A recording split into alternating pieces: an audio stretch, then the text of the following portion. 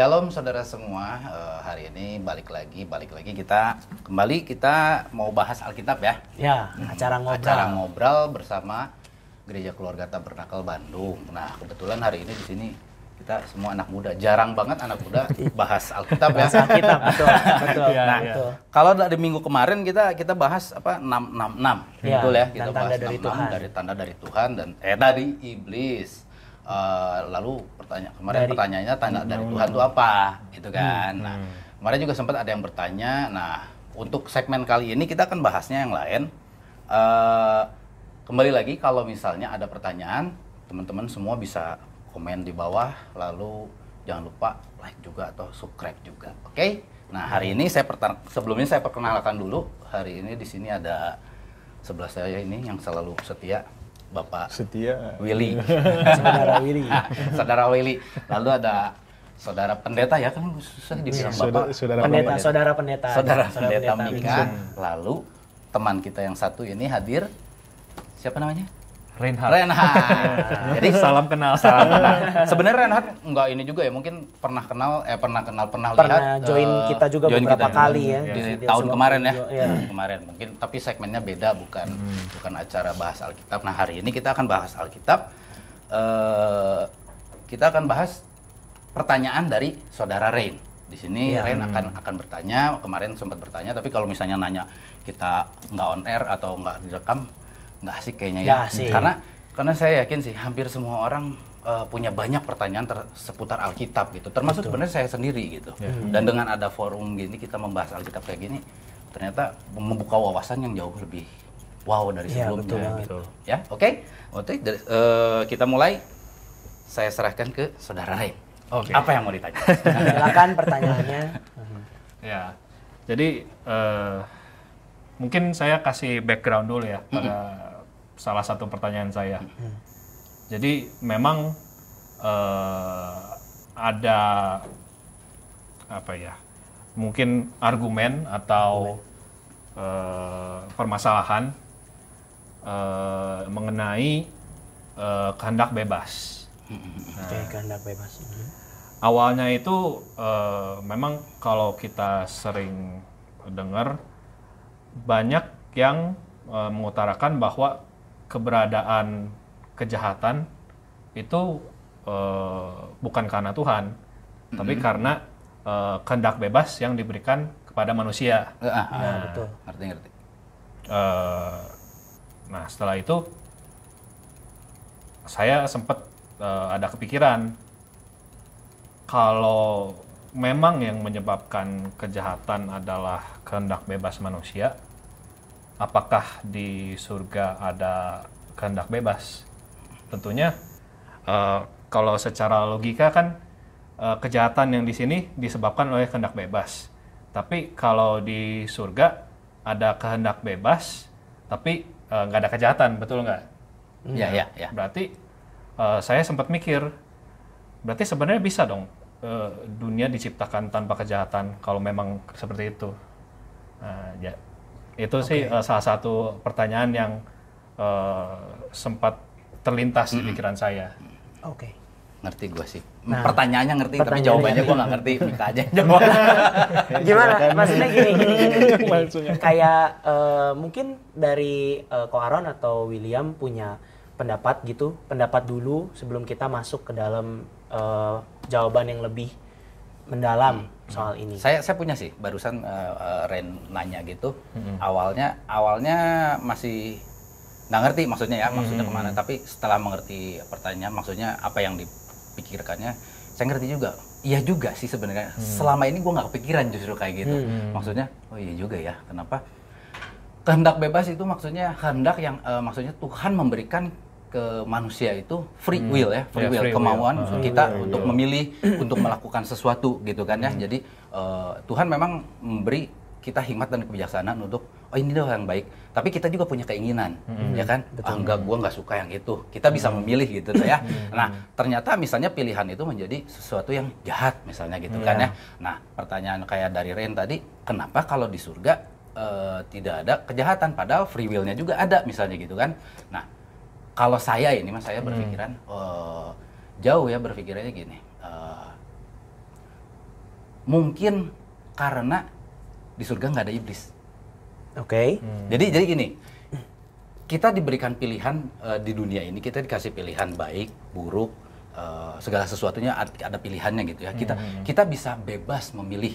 Tuhan nggak menunjuk, oh lo harus kesini kayak boneka kayak wayang kayak gitu, robot, kayak robot gitu. Enggak, kita bisa memilih ini. Dan ya ada Tuhan marah dan segala macam karena pilihan kita salah, Tuhan memaafkan dan segala macamnya gitu ya. Tapi kenapa pilihan itu diberikan? Ya kan, pilihan itu kenapa yang Ren utarakan adalah kenapa pilihan jahatnya itu nggak dihilangin aja. Iya. Ya kan, jadi kayak di surga gitu kan, nggak ada yang jahat, free will-nya berbuat baik semua misalnya gitu kan. Nah kalau yang gue pikirin, iya karena yang gue tangkap gitu, ya di surga si iblis tuh nggak masuk ke sono, kagak ada, jadi nggak ngasih pilihan. Jadi nggak ada mungkin ya, gue juga nggak tahu. Mungkin tidak ada pengetahuan jahat di surga sana nanti, karena nggak tahu, gue belum pernah ke surga. Jadi di surga tuh tidak ada pilihan untuk jahat. Jadi istilahnya si pilihan ini tidak ada pengetahuan untuk pengetahuan jahat itu gitu. Yang ada pengetahuan yang baik yang dilahirkan di sana. Sedangkan kita di dunia memang dari zaman Adam dan Hawa kita diperkenalkan nih. Setelah Hawa memakan buah itu, kita kan manusia itu dibukakan dengan pengetahuan baik dan buruk kan itu. Kan pengetahuannya dua itu kan. Nah si iblis itu karena ya balik lagi yang ininya, pada saat manusia diciptakan, manusia cuma tahu berbuat baik. Iya. Betul kan ya, Adam dan Hawa lu hidup di Taman Eden berbuat baik, makan, pokoknya memuji Tuhan dan lain-lain gitu kan. Dia belum mengenal tuh sifat jelek, sifat buruk, dan pokoknya pengetahuan jeleknya tuh belum lahir lah istilahnya ya. Lalu setelah dia digoda si iblis untuk makan buah itu, baru dibukakan matanya. Dibukakan maksudnya dalam arti, oh ini ada laki-laki, ini ada perempuan, ini ada hitam, ini ada putih, ini ada jahat, ini ada baik. Ada rasa juga sih. Kalau yang kalau kita baca Alkitab lagi ada rasa iri. Ya kan? Yeah. Akhirnya kenapa Kain membunuh Habil itu kan ada rasa iri yang dihasilkan gitu. Nah, mungkin itu. Jadi ketidakadaan, keabsenan si iblis itu mungkin ya. Gitu. Sedangkan di dunia ya kita masih ada pilihan, si iblis masih bukan secara ini, dibisikin si iblis, ini dibisikin. Enggak sih, enggak gitu. Itu mah bener-bener pilihan kita aja gitu. Gitu sih. Kalau menurut William? Kalau saya sih hampir sama, mirip-mirip sama ini. Soalnya kayak emang ya bener sih, kalau kita kan ya Tuhan ngasih kehendak bebas kan gitu. Betul. Jadi kita bebas ngelakuin apa aja, tapi harus ada konsekuensinya dong gitu. Ya. Maksudnya ya kalau lo ngelakuin yang ini lo harus tanggung jawab kalau ini salah misalnya gitu. Kalau ini benar ya lo nerima reward ya gitu. Itu aja. Jadi dari tadi jawaban Ko Aaron dan Willy itu sangat baik. Dan kalau kita lihat memang manusia itu diciptakan dengan sebuah kehendak bebas. Sebenarnya manusia pada waktu diciptakan itu memiliki kehendak bebas. Contohnya kalau kita lihat, memangnya Hawa nggak dengerin si ular. Bisa kan, harusnya kan bisa banget. Dan dia memilih untuk mendengarkan si ular. Nah, padahal kalau kita baca, itu kan Allah tuh menciptakan segala sesuatunya sungguh amat baik ya. Jadi yang ada adalah kehendak baik. Kehendak untuk berbuat baik. Seperti tadi Ko Aaron bilang seperti itu. Nah, tapi tadi di awal-awal Koren bilang susah ya, betul. Dan tadi Ko Aaron juga bilang bahwa kita belum pernah ada yang ke surga gitu. Kita belum pernah ada yang mengetahui surga. Nah, coba kita sama-sama akan membuka satu ayat gitu ya. Di dalam Yohanes 3 ayat yang ke-13.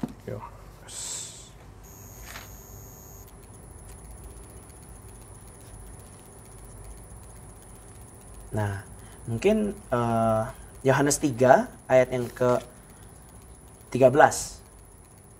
Injil Yohanes ya, Injil Yohanes. Oke, silahkan Saudara Willy bisa bacakan, bisa minta tolong bacakan. Ayat 13. Iya, betul sekali.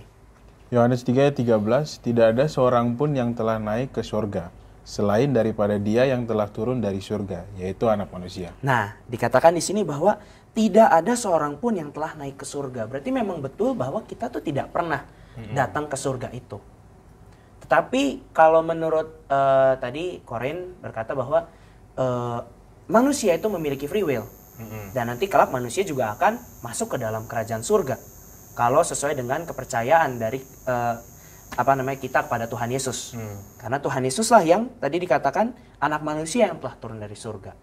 Kita pengen ke surga, maka kita harus percaya pada Tuhan Yesus itu, karena Tuhan Yesus itu datang dari surga. Nah, jadi kita ikutin yang udah pernah ke surga. Logikanya seperti itu. Nah, itu logika pertama. Tetapi tentang free will, itu dijelaskan lagi oleh Rasul Paulus. Di dalam surat 1 Korintus 15, ayat 40 sampai 50. Surat 1 Korintus 15 ayat 40 sampai dengan ayat yang ke-50. Nah, ini panjang, jadi kita akan bacanya bergantian ya. Berapa? 1 Korintus 15 ayat 40 sampai 50. Nah, nanti Mika baca ayat 40, terus Korenhard ayat 41, begitu seterusnya. Oke. 1 Korintus 15 ayat yang ke-40 Mika baca. Ada tubuh sorgawi dan ada tubuh duniawi. Tetapi kemuliaan tubuh sorgawi lain daripada kemuliaan tubuh duniawi. Kemuliaan matahari lain daripada kemuliaan bulan. Dan kemuliaan bulan lain daripada kemuliaan bintang-bintang. Dan kemuliaan bintang yang satu berbeda dengan kemuliaan bintang yang lain. Demikianlah pula halnya dengan kebangkitan orang mati. Ditaburkan dalam kebinasaan, dibangkitkan dalam ketidakbinasaan. Ditaburkan dalam kehinaan, dibangkitkan dalam kemuliaan. Ditaburkan dalam kelemahan, dibangkitkan dalam kekuatan. Yang ditaburkan adalah tubuh alamiah, yang dibangkitkan adalah tubuh rohania. Jika ada tubuh alamiah, maka ada pula tubuh rohania. Seperti ada tertulis, manusia pertama Adam menjadi makhluk yang hidup, tetapi Adam yang akhir menjadi roh yang menghidupkan. Tetapi yang mula-mula datang bukanlah yang rohania, tetapi yang alamiah. Kemudian barulah datang yang rohania. Manusia pertama berasal dari debu tanah dan bersifat jasmani. Manusia kedua berasal dari surga. Makhluk-makhluk alamiah sama dengan dia yang berasal dari debu tanah, dan makhluk-makhluk sorgawi sama dengan dia yang berasal dari surga. Sama seperti kita telah memakai rupa dari yang alamiah, demikian pula kita akan memakai rupa dari yang surgawi. Saudara-saudara, inilah yang hendak kukatakan kepadamu, yaitu bahwa daging dan darah tidak mendapat bagian dalam kerajaan Allah, dan bahwa yang binasa tidak mendapat bagian dalam apa yang tidak binasa. Nah, jelas ya, bahwa saat kita nanti kelak akan dipanggil pulang oleh Tuhan, maka tubuh kita yang tadinya adalah tubuh alamiah itu digantikan menjadi tubuh rohania. Bisa dilihat di sini bahwa Paulus juga mengambil dari kitab Kejadian, Adam. Adam itu berasal dari debu tanah. Debu tanah itu adalah hal yang jasmani. Dan kemudian seperti apa yang tadi Ko Aaron juga katakan, bahwa ternyata yang perkiraan Ko Aaron itu adalah benar, bahwa saat nanti kita kelak masuk ke dalam kerajaan sorga, keinginan kita itu bukan lagi melakukan hal-hal yang kita kenal di dunia ini. Karena tubuh kita itu berubah, diubahkan menjadi tubuh kemuliaan.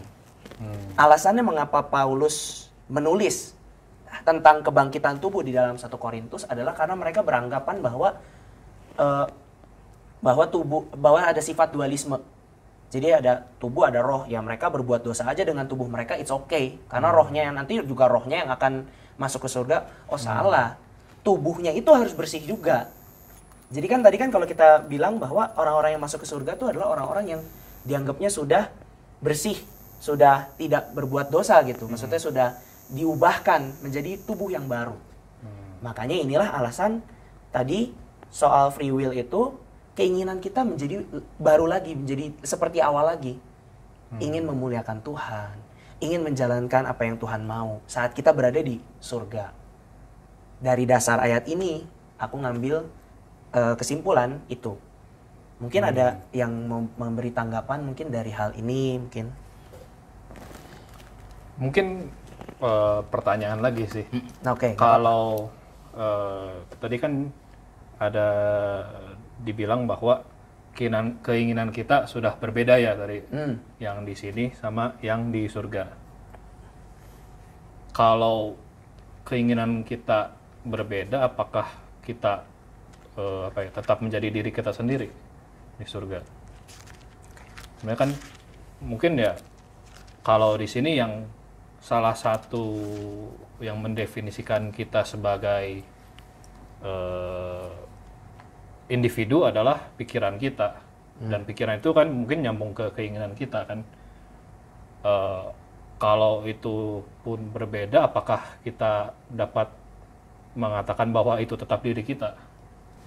Ya, pertanyaan yang barusan Ren ya, gue sih sebenarnya sempat mempertanyakan itu juga. Jadi sempat dari kecil ya sekolah minggu dan segala macamnya kan kita dimasukin surga segala macam apa gitu ya. Jadi ada bayangan nih. Bayangannya saya ngerti sih maksudnya, maksud yang ditanyakan apakah nanti kita jadi pribadi yang sama di surga atau karena kalau yang ini yang saya sering dengar diajarin, bukan diajarin sih, mungkin gue juga salah dengar gitu ininya. Jadi nanti kalau di surga mah kita jadi beda. Di surga kita jadi lupa gitu sama diri kita yang di sini. Pemikiran kita udah berbeda gitu. Jadi di bayangan gue tuh malah jadi kepikirannya, oh nanti gue jadi bukan gue lagi gitu. Gimana tuh Mik? Ya, kalau berbicara tentang jadinya bukan pribadinya bukan sama lagi gitu ya. Kita melihat dari Tuhan Yesus. Yang tadi kan kalau kita sudah masuk surga kan kita akan diganti tubuhnya menjadi tubuh kemuliaan. Kita melihat dari kepribadian Tuhan Yesus. Tuhan Yesus itu pada waktu dia dibangkitkan kembali, dia memakai tubuh kemuliaan. Tetapi murid-muridnya tidak lupa bahwa itu tuh adalah Tuhan gitu. Pada waktu Tuhan itu muncul di antara mereka, Tuhan Yesus itu muncul di antara mereka yang sedang pada waktu itu bersembunyi. Nah, terus mereka tidak berkata bahwa kamu siapa gitu. Enggak. Mereka tahu bahwa itu adalah Tuhan Yesus. Mereka tahu dari mana? Mereka tahu dari pribadinya dia. Mereka tahu dari setiap orang punya kepribadian. Misalnya katakanlah kalau kita lihat misalnya Willy itu memiliki kepribadian yang pendiam. Aku memiliki kepribadian yang periang. Nah, itu setiap orang memiliki kepribadian tersebut. Dan kepribadian itu dikenal oleh orang lain meskipun kita tubuhnya sudah diganti dengan tubuh kemuliaan. Jadi seperti kalau kita lihat ya, bukan hanya murid-muridnya doang, bahkan dua orang yang berjalan ke Emmaus itu bukan termasuk dari 12 murid, tapi selalu mengikuti Tuhan Yesus gitu ya. Pada waktu mereka tidak kenal itu siapa, tapi pada waktu Tuhan Yesus memecahkan roti, mereka ingat bahwa mereka terbuka bahwa itu adalah Tuhan Yesus. Jadi dari kepribadian Tuhan Yesus, mereka mengenal bahwa itu Tuhan Yesus.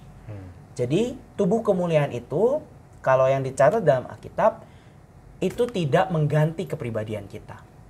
Kita masing-masing punya kepribadian. Berbeda dengan keinginan. Keinginan selalu berubah, tapi kepribadian tidak pernah berubah. Dari dulu kepribadiannya Willy ya pendiam ya, dia tidak akan bisa untuk menjadi, bukan tidak akan bisa ya, bisa untuk menjadi orator gitu ya, tapi maksudnya sulit. Karena kepribadian dia tuh pendiam.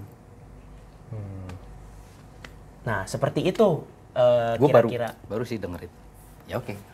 Seperti itu kira-kira contohnya gitu ya. Tapi kalau misalnya kita berbicara tentang surga, berdasarkan contoh ya. Ya maksudnya contoh nyata di Alkitab ada ya. Kita bisa mencontoh di kisahnya Tuhan Yesus ya. Ya memang selama ini yang gue pikirin ya kurang lebih yang kayak rentannya tadi. Di surga berarti kita mah udah bukan kita lagi, gitu toh ya. Pikiran kita kan udah hilang, maksudnya gitu kan. Kita ya katakanlah sebagai roh, lalu gue jadi orang baru.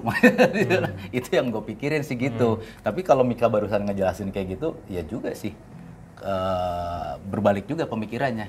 Ya juga kenapa gue nggak kepikiran mencontoh kisahnya Tuhan Yesus. Dia turun lagi, iya sih, dia turun lagi sebagai tubuh roh.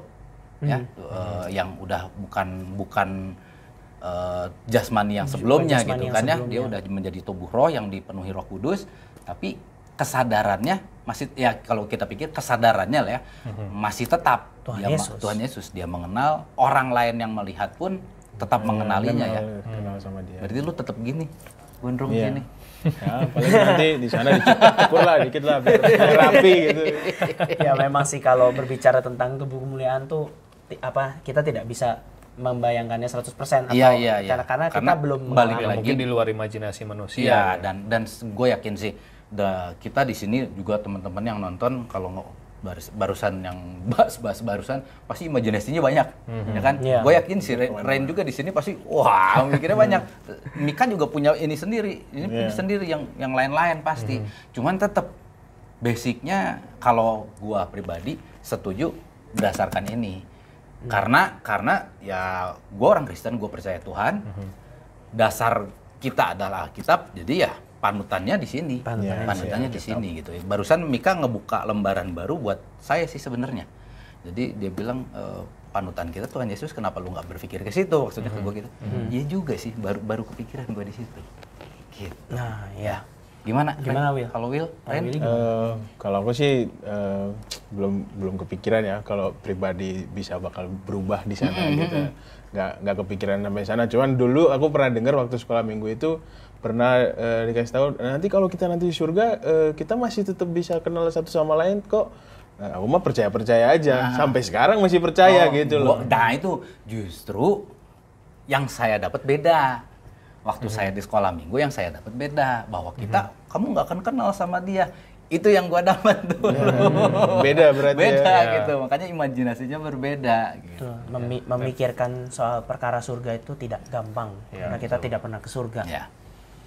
Nah, aku juga dulu kalau sekolah minggu ya memikirnya bahwa ya udah kalau di surga ya kamu bakalan nyanyi aja gitu. Iya, kadang-kadang tuh gitu, kadang-kadang tuh mikir pujian penyembahan aja. Iya. Aduh bosan banget. Iya, gitu loh. kadang-kadang Berpikirnya gitu.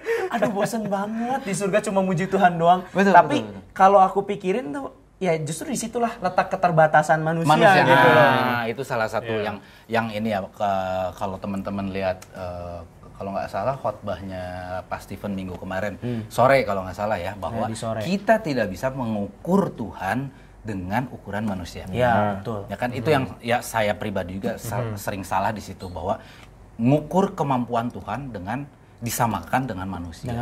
Kita nggak tahu Tuhan sebesar apa gitu ya. Kita berpikiran ya karena kita manusia kan terbatas. Ya kan kita manusia sendiri terbatas. Kita berpikiran susah nih orang Tuhan begini. Mana bisa sih gitu kan, ya kan kayak gitu, padahal ya kesalahannya adalah kita mengukur Tuhan dengan dengan keterbatasannya manusia gitu.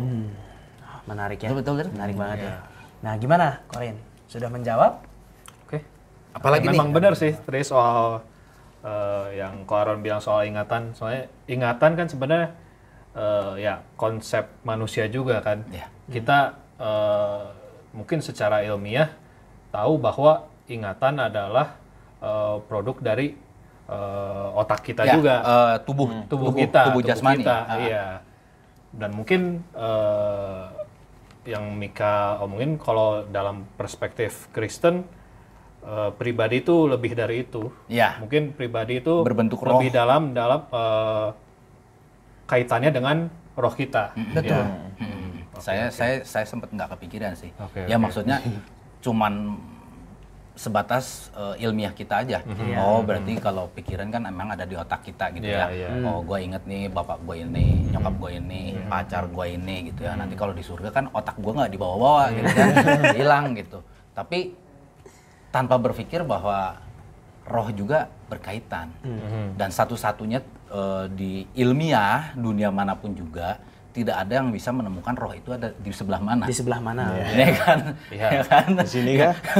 Ada orang bilang hati, ya bukan. Hati. Kan dia mompa darah. Kalau di mobil dia filter. Gitu. Ya. Antara nggak ada atau kita nggak akan bisa tahu. Kita nggak akan bisa tahu. Betul gitu. Itu rahasia. Ya rahasia. Untuk sekarang kita nggak tahu. Rahasia pribadi. Dan kita nggak bisa menghakimi, menjudge. Oh ya itu.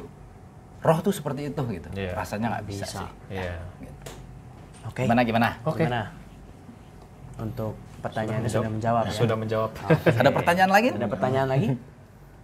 Oh, bentar ya, sambil mikir. Nggak apa-apa, santai aja. Santai aja. Harus Pertanyaan banyak. kedua. Mumpung ada yang bisa dibully. Perlu ada intro nggak ya ini? Enggak lah. Oke, jadi kalau banyak pertanyaan, saya juga banyak pertanyaan sebenarnya. Jangan lupa teman-teman, kalau ada yang mau tanya, kolom komen ini selalu dibuka dan selalu dibaca. Gitu. Oke, untuk episode kali ini, gimana Mika? Ya, jadi untuk part 1 kali ini kita akhiri dulu karena nanti kita akan bertemu lagi di part yang kedua bersama dengan saudara Reinhard di sini, dan kita akan bersama-sama untuk lebih lagi mendalam, Lebih dalam lagi. mendalam dengan Alkitab, dan juga Koren punya pertanyaan yang lebih pastinya lebih Bikin bingung. lagi deh. Pastinya lebih bikin bingung, dan tapi kita semua percaya itu akan memberkati kita semua. Betul. Jadi jangan lupa saksikan part 2-nya bersama dengan saudara Reinhard. Oke. Sekian part 1 dari kami. Tuhan Yesus memberkati. Shalom.